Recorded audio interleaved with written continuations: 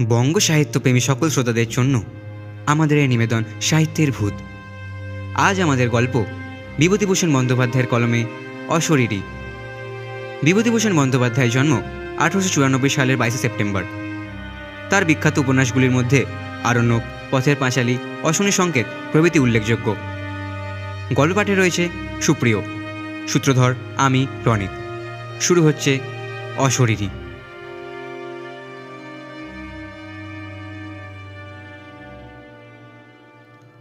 নানা রকম অদ্ভুত গল্প হচ্ছিল সেদিন আমাদের লিচু তলার আড্ডায়, কিন্তু সেসব নিতান্ত পানসে গোছের ভূতের গল্প। পাড়াগার বাঁশ বাগানের আম বাগানের গেয়েও ভূত। সাদা কাপড় পরে রাত্রে দাঁড়িয়ে থাকে, ওসব অনেক শোনা আছে। ওর বেশি আর কেউ কিছু বলতে পারলে না। এমন সময় শরৎ চক্রবর্তী আড্ডায় ঢুকলেন। তিনি আবগারি বিভাগে বহুদিন কাজ করে অবসর গ্রহণ করেছেন। 60-এর কাছাকাছি বয়স। তান্ত্রিক সাধনা করেন। ঠিকুচিকুষ্টি বিনা পয়সায় করে দেন। কোন রত্নের আংটি ধারণ করলে কার সুবিধা হবে ঠিক করে দেন। পরের বেগার খাটতে ওর জুড়ি বড় একটা দেখা যাবে না এসব কাজে। লোক অতি সজ্জন, সকলে মানে, শ্রদ্ধাও করে। অনেকে ওর সামনে ধূমপান করে না। শরৎবাবু ঢুকে বললেন, এই যে কি হচ্ছে আজ, যা বাদলা নেমেছে। শ্যামাপত মুক্তার বললেন, আরে আসেন আসেন চক্রবর্তী মশাই, আমাদের তো ভূতের গল্প হচ্ছে বাদলার দিনে, তবে তেমন জমছে না। আপনার তো। শরৎ চক্রবর্তী মশাই বললেন, আমি একটা গল্প বলতে পারি, তবে সেটা ভূতের গল্প নয়। সেটা কিসের গল্প তা আমিও জানি না, আপনারা শুনে বিচার করুন। শরৎবাবুর মুখে সেই গল্প শুনে আমরা অবাক হয়ে গেলাম। স্বর্গ মর্ত যেন এক সূত্রে গাঁথা হয়ে গেল সেই ঘন বর্ষার বর্ষণমুখর মেঘের আবরণকে ভেদ করে। শরৎবাবু বললেন, আমাকে সেবার হঠাৎ জলপাইগুড়ির ওধারে ডুয়ার্সের অঞ্চলে বদলি করলে। আমার পরিবারবর্গ তখন ঢাকায়, তাদের ওখানে রেখে জলপাইগুড়ি চলে গেলাম। নতুন জায়গা, সেখানে নিজে না দেখে শুনে কি করে সবাইকে নিয়ে যাই। বিশেষ করে ছেলে মেয়েরা তখন ঢাকা স্কুলে পড়াশোনা করছে। যেখানে গেলাম সেখানটা জলপাইগুড়ি থেকে অনেক দূর, ছোট লাইনে যেতে হয়। পথে চা বাগান পড়ে, বনময় অঞ্চল, কিন্তু দূরে সবুজ বনরেখা বা পটভূমিকা হিমালয়ের উত্তরাঙ্গের শিখরমালা চোখে পড়ে। বড় নির্জন স্থান। আমি যে জায়গায় গেলাম তার নাম হলদিয়া। ছোট্ট জায়গা। আমি সেখানে গিয়ে সিনিয়র সাব ইন্সপেক্টরের বাসায় উঠলাম, কারণ আমার বাসা তখনও ঠিক হয়নি। সে ভদ্রলোকের নাম রেবতী মোহন মুখুজ্জে, বাড়ি নদিয়া জেলা। বেশ ফর্সা, লম্বা, দোহারা চেহারা। আমায় খুব যত্ন করলেন। দিন কয়েকের মধ্যেই বাসা ঠিক করে দেবেন ভরসাও দিলেন। তৃতীয় দিন সকালে আমায় বললেন, আপনাকে একটা কথা বলি। কি? আপনার এখন এখানে আসা খুবই ভুল হয়েছে। কেন বলুন তো? আপনি জানেন না কিছু এদেশের ব্যাপারে? না, কি ব্যাপার? এই বর্ষাকালে এখানে ভয়ানক ব্ল্যাক ওয়াটার জ্বর হচ্ছে চারিধারে। আপনি নতুন লোক, আপনার তো খুবই জ্বর হওয়ার সম্ভাবনা বিদ্যমান। দু একবার জ্বর হলেই ব্ল্যাক ওয়াটার জ্বর দেখা দেবে, তখন জীবন নিয়ে টানাটানি পড়ে যাবে। এইরকমই এদেশের কাণ্ড। তবে আপনারা আছেন কি করে? সে কথা আর বলে লাভ নেই, ইচ্ছে করে নেই। আছি পড়ে পেটের দায়ে। চাকরি ছেড়ে দিলে এ বয়সে যাবো কোথায়, খাবো কি? আমার দুটি মেয়ে পর পর মারা গিয়েছে ব্ল্যাক ওয়াটার ফিভারে, তবুও বদলে পেলাম না। কি আর করি বলুন তো শরৎবাবু? তবে তো একটু সাবধানে থাকলেই হবে। জলটা গরম না করে খাবেন না বাইরে গিয়ে। ব্ল্যাক ওয়াটার ফিভার হলেই কি মানুষ মারা যায়? ভালো চিকিৎসা না হলে বাঁচার সম্ভাবনা খুব কম। বিশেষ করে এই বর্ষাকালে যারা নতুন আসেন তাদের ধরলে বাঁচানো খুব কঠিন হয়ে পড়ে। আমি এরকম কেস দুটো দেখেছি, দুটোই মারা গেছে। শুনে বেশ ভয় হলো, কিন্তু সাবধান হয়েই বা কি করব? বিদেশে বেরিয়ে আর কত দূর সাবধান হওয়াই বা চলে? যা থাকে কপালে, কাজ আরম্ভ করে দিলাম। 10-12 মাইল দূরে দূরে গাঁজার দোকান, মদের দোকান তদারক করে বেড়াতে লাগলাম। খুব ভালোই লাগছিল। বর্ষার সবুজ অভিযান শুরু হয়েছে বনে বনে। কত রকমের ফুল ফোটে, কত ধরনের পাখি ডাকে। দূরে হিমালয়ে তুষারবিত কি একটা শৃঙ্গ একদিন দেখা গেল। মিচড়ের পাহাড়ের মতন ঝকঝক করছে সকালের সূর্য কিরণ। তবে রোদ বড় একটা উঠতে ইদানিং আর দেখা যেত না।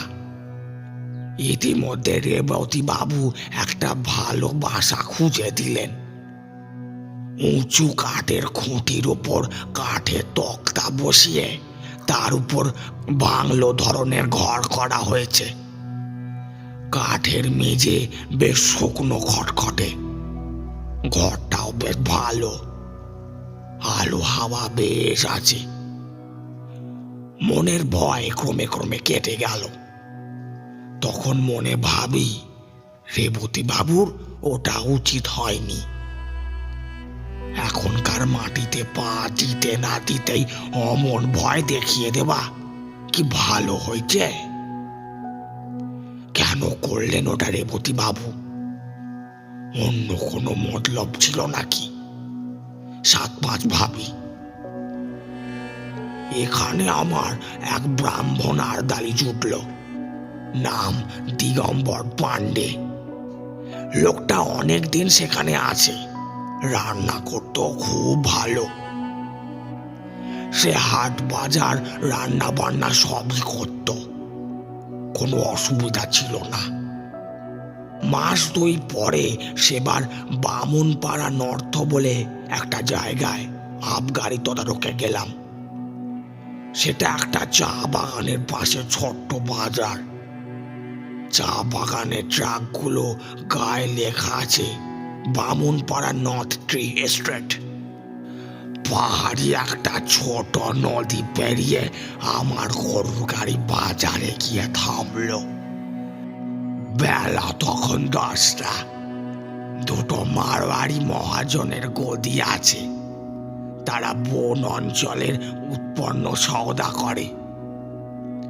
দেবেন সামন্ত বলে মেদিনীপুরের একজন ব্যবসায়ীর কাঠের কারবার আছে। গাঁজা ও আফিমের দোকান সেই দেবেন সামন্তর ভাই শশী সামন্তের। ওখানে বসে থাকতে থাকতেই আমার শরীর কেমন খারাপ হলো, মাথা ধরল। দেবেন সামন্তকে বলতে সে কি একটা হোমিওপ্যাথি ওষুধ দিলে। বললে, এতেই কাজ সেরে যাবে, কোনো ভয় নেই। আমি বললাম, আপনাদের এখানে ব্ল্যাক ওয়াটার হয়? খুব। মানুষ মরে? তা মন্দ মরে না। আপনারা ভয় পান না? আমরা অনেক দিন আছি, নতুন যারা আসেন তাদের ভয় একটু বেশি। সবাই দেখছি একই কথা বলে। গাঁজার হিসেব চেক করতে করতে আর যেন বসতে পারলাম না। তাড়াতাড়ি কাজ সেরে নিয়ে গাড়িতে উঠে পড়ি।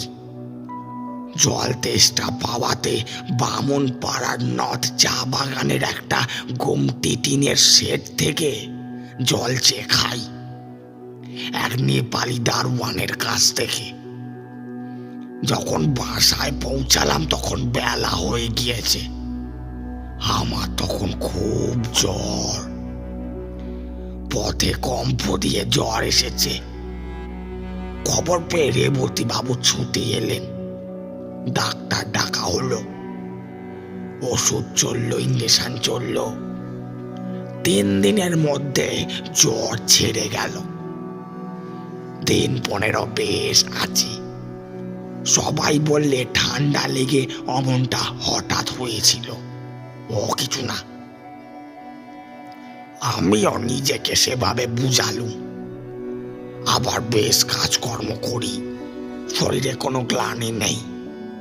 একদিন হলদিয়া পুলিশ থানায় বসে থানার দ্বারকার সঙ্গে গল্প করছি, হঠাৎ আবার জ্বর এলো। দ্বারকা বাবু লোক দিয়ে আমাকে বাড়িতে পাঠিয়ে দিলেন। আর দালি দিগম্বর পাড়েকে বললাম, জল দাও। জল খেয়ে শুয়ে পড়লাম। 3 দিন ভীষণ জ্বরে ঘোরে কাটলো। রেবতী বাবু এবং থানার দ্বারকা বাবু দুবেলাই আসতেন। কিভাবে আমার সাবু বার্লি তৈরি করতে হবে আমার আর ডালিকে শিখিয়ে দিয়ে যেতেন। 3 দিন পরে জ্বর কমে গেল, ক্রমে বেশ সেরে উঠলুম। কাজকর্ম শুরু করে দিলুম। 3-15 পরে চা বাগানে একটা আবগারি কেস দেখতে গিয়েছি। আবার জ্বর এলো। এবার একটা জিনিস লক্ষ্য করলাম, এখনকার জ্বর ভেলকি বাজির মতন আসে, আবার ভেলকি বাজির মতন চলে যায়। সুতরাং প্রথম জ্বর এলে আমার যেরকম ভয় হতো, এখন গা সবা হয়ে গিয়েছে, সে একেবারেই নেই। আর ডালিকে ডেকে বলে দিলাম আগের মতো পথ্য প্রস্তুত করে আমাকে যেন খাওয়ায়। এবার কিন্তু একটু অন্যরকম হলো। অত সহজে এবার আমি নিষ্কৃতি পেলাম না। 2 দিন পরে উৎকট ব্ল্যাক ওয়াটার জ্বরের সব লক্ষণগুলি আমার মধ্যে ফুটে বেরোলো। অতিরিক্ত রক্তপাতের দরুন অত্যন্ত দুর্বল হয়ে পড়লাম। সেরে উঠতে 5-6 দিন লেগে গেল। 2 পথ্য করার পর একদিন সকালবেলা আমার সঙ্গে রেবতী বাবু আর দ্বারকা বাবু দেখা করতে এলেন। আর ডালিকে চা করে দিতে বললাম, কিন্তু তারা চা খেলেন না। পরে বুঝতে পেরেছিলাম তারা চা খাননি ব্ল্যাক ওয়াটার ছোঁয়াচে জ্বর ভেবেই। দ্বারকা বাবু বললেন, শরৎবাবু, একটা কথা বলি। বলুন। আপনি এখান থেকে চলে যান। কেন বলুন তো? ডাক্তারবাবু তাই মত। কই, আমাকে তো কিছু বলেনি। দ্বারকা বাবু ইতস্তত করে বললেন, না, আপনাকে বলেনি, আমাদের বলেছেন আপনাকে বলবার জন্য কিনা, তাই বলা উচিত ছিল ভাবলাম। উনি বলেছেন আপনার অসুখ খুব খারাপ। মানে আমি তো সেরে গিয়েছি। ও সারা বড় কঠিন শরৎবাবু। বেশ, তাহলে স্টেশন পর্যন্ত আমি যাব কি করে? রকিয়াঘাট পার হবার তো আর কোনো উপায় দেখিনি। কিছু ভাববেন না, স্ট্রেচার জোগাড় করেছি চা বাগান থেকে, কুলি পাঠাবো। পুলিশের একজন লোক সাথী থাকবে, আপনাকে ট্রেনে উঠিয়ে না দিয়ে তারা ফিরবে না। বেশ। আমি তখনও জানতাম না যে আজই আমার জীবনের শেষ দিন হতো যদি। সে কথা ক্রমে বলছি। আমি সম্মতি দিলে দ্বারকা বাবু চলে গেলেন। তখন বেলা 9টা হবে। গরম জল করে নিয়ে আসতে বললাম আর দালিকে, গা হাত মুছবো বলে। তারপর 1 বাটি বার্লি খেলাম। আরো একটু বেলা হলো, 2টো ভাতও খেলাম। বেলা 12টার পর লোকজন এলো স্ট্রেচার নিয়ে।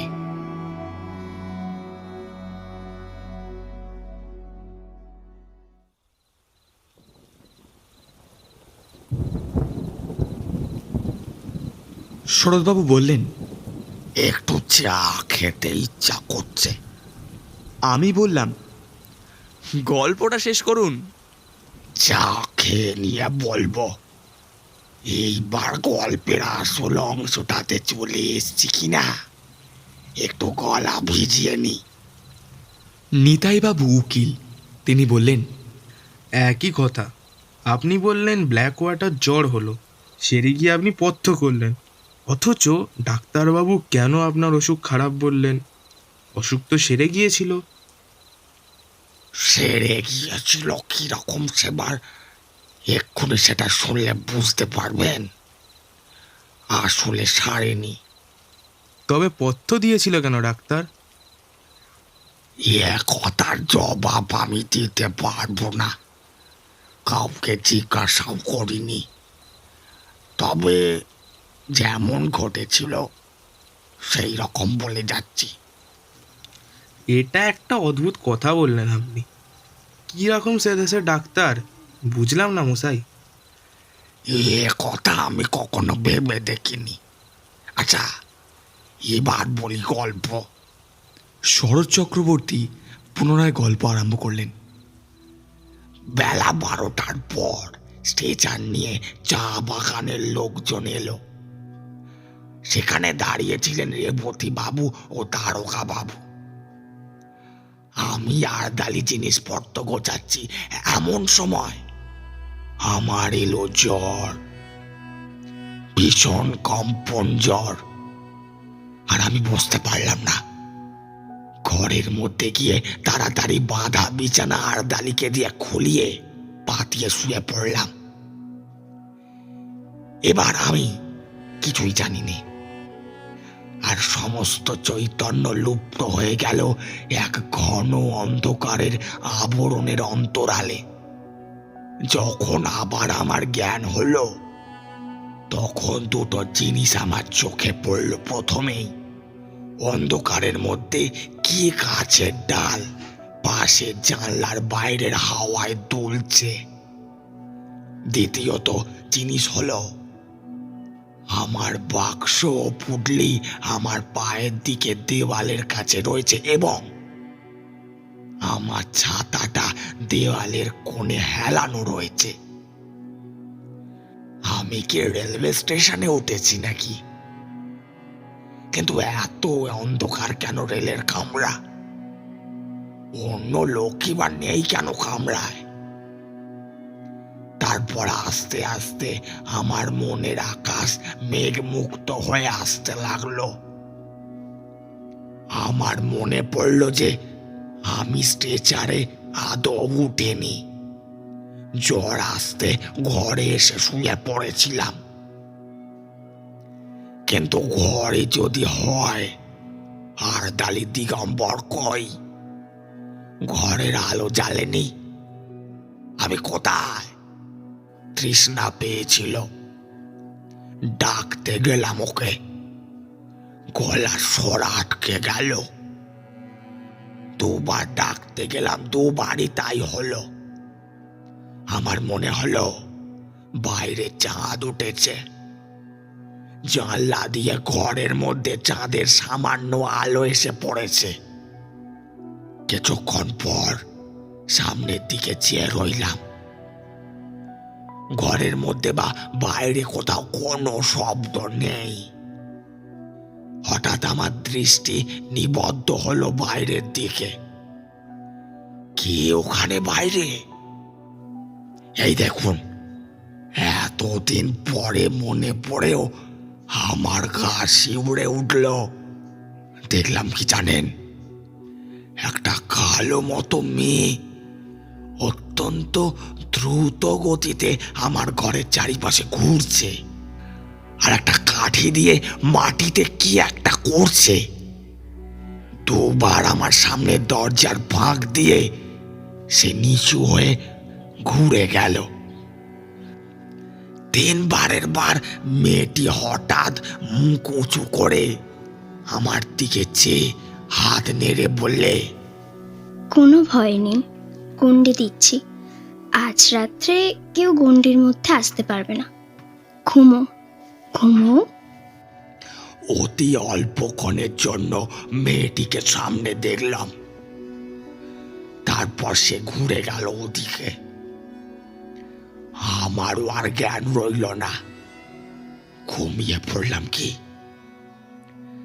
এরপরে কতক্ষণ পরে জেগে উঠেছিলাম তা বলতে পারবো না, কিন্তু চোখ খুলেই দেখলাম সেই কালো মেয়েটি আমার শিয়রের কাছে বসে।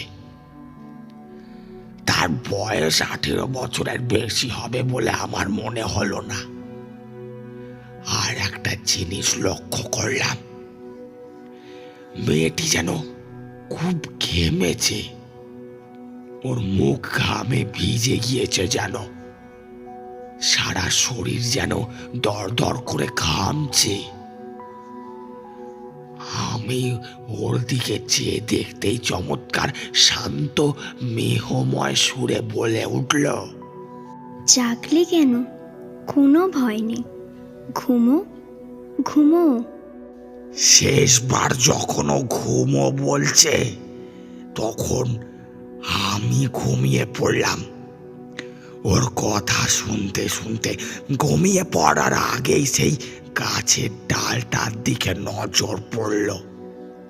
জানলার বাইরে তার গায়ে জ্যোৎস্না পড়েছে।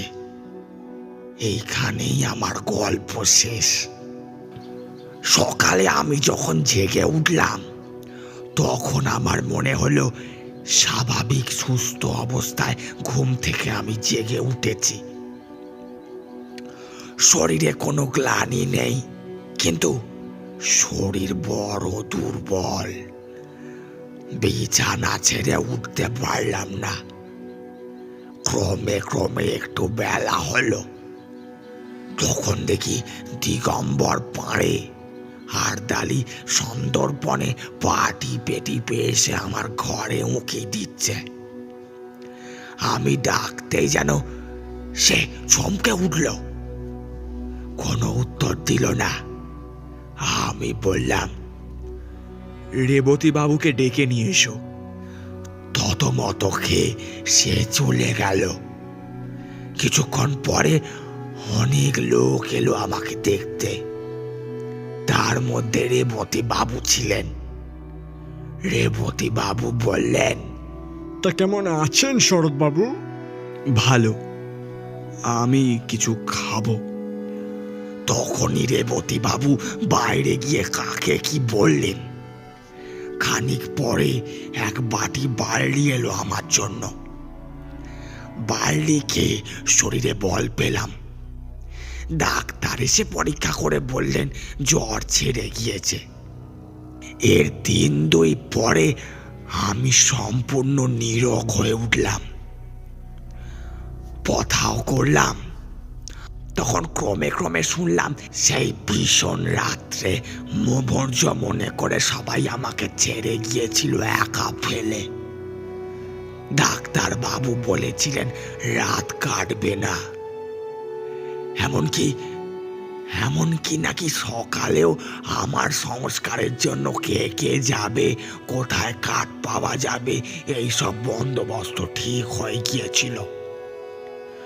সকালেই লোক পাঠিয়ে আমার পরিবারবর্গকে টেলিগ্রাম করে আমার মৃত্যুর সংবাদ জানিয়ে দেওয়ার জন্য থানা থেকে একজন কনস্টেবল পাঠাবেন। দারোগাবাবু তাও ঠিক করে রেখেছিলেন। অথচ সেই নির্বান্ধব পরিত্যক্ত অবস্থায় কে আমায় মৃত্যুশয্যার পাশে সারা রাত বসেছিল, কে আমার ঘরের চারিধারে গণ্ডি এঁকে দিয়েছিল আমাকে বিপদের হাত থেকে রক্ষা করতে। সবাই পরিত্যাগ করলে কে আমাকে সেই অসহায় অবস্থার মধ্যে পাহারা দিয়েছিল, এসব প্রশ্নের কোনো জবাব আমি দিতে পারবো না। যদি আপনারা বলেন সবই জ্বরের ঘোরে আমি স্বপ্ন দেখেছি, তাও কোনো দিন প্রতিবাদ আমি করতে চাই না। স্বপ্ন যদি হয় বড় মধুর, বড় উন্নত ধরনের উদার স্বপ্ন দেখেছিল আমার মর্মাহত মন। যে স্বপ্নের ঘোর আমায় সারা জীবন চোখে রইল মাখা। মস্ত বড় একটা আশার বাণী দিয়ে গেল প্রাণে। শরৎ চক্রবর্তী চুপ করলেন। মনে হলো তার চোখে যেন জল চকচক করছে। উকিল নিতাইপদ রাহা বললে, সেরে উঠে হলদিয়া আপনি কতদিন ছিলেন? যতদিন গভর্নমেন্ট আমাকে বদলি না করেছিল, প্রায় ধরো না 2 বছর। এভাবে একা ছিলেন বাসায়? আমি আর দিগম্বর, আর কেউ না। আর কোনোদিন কি কিছু দেখেছিলেন? না আর অসুখে ভুগেছিলেন? না। ঘন বর্ষার রাত, বাইরে বেশ অন্ধকার। জোনাকি জ্বলছিল উঠানের শিউলি গাছটার ডালে পাতায়। আমরা সবাই অনেকক্ষণ ধরে চুপ করে রইলাম। নিতাই উকিলও আর বেশি কথা বলেনি। বৃষ্টি এসে পড়বে বলে শরৎ চক্রবর্তীকে আমরা বাড়ি পাঠিয়ে দিলাম ছাতি দিয়ে।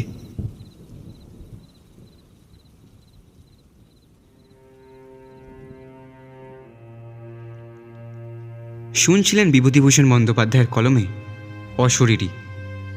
শরৎবাবুর চরিত্রে ছিল সুপ্রিয়, নিতাইবাবুর চরিত্রে দেবায়ন, অন্যান্য চরিত্রে রূপঙ্কর, আয়েশা, সূত্রধর, আমি, রনিত। কেমন লাগলো আজকের গল্প অবশ্যই কমেন্টে জানাবেন। গল্পটি ভালো লেগে থাকলে অবশ্যই লাইক এবং সাবস্ক্রাইব করতে ভুলবেন না। পরবর্তী রবিবারে ঠিক রাত 9টায় ফিরব আরও একটা রোমাঞ্চকর গল্প নিয়ে। শুভরাত্রি।